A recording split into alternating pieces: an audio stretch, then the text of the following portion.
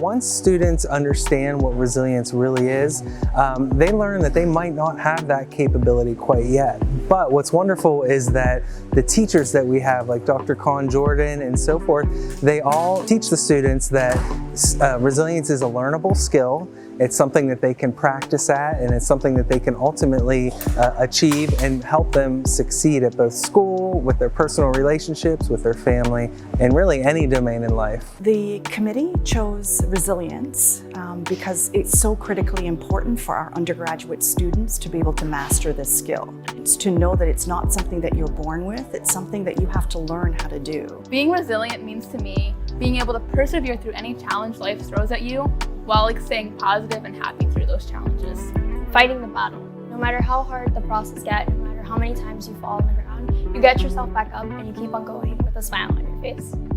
So resilience is one of those skills that will help students inside the classroom and outside. It's important for their academic career, their professional career, and even their personal career. When we started this, we were looking at wellness really as our main idea, and we started looking at what under wellness was most essential. And so we went to our stakeholders, we went to our students, we went to our faculty, we went to our staff, we went to our community partners.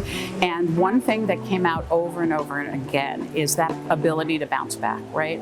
That ability for our students especially, but really our community as a whole, for them to really have something, and that's how we came up with the idea toolkit, right? They needed something, whether it's in their back pocket or available to them, that could help them when things got a little bit tough, when things didn't go the way that they expected, and they needed somehow to figure out what coping skills they needed and what kind of strengths and characteristics they needed in order to become what we identify now as resilience. So that was kind of how that happened. The DSS 100 course is kind of structured in this way where you learn about your personality and the type of person you are, and then kind of how the trigger points of what stresses you out. We're going to be teaching them skills to help them so when they see a challenge come before them, that they're able to identify it early, and then they'll be able to demonstrate their resilient behaviors and how to move past the challenge.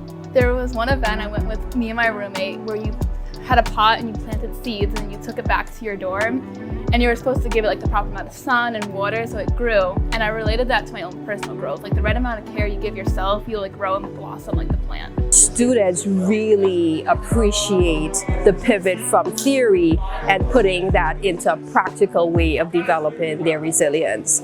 There's a part in the resilience workshop that speaks about resilience can be learned. It's a skill that is common to all human development and growth as people, but it's a skill that we can aspire to and thrive towards and learn.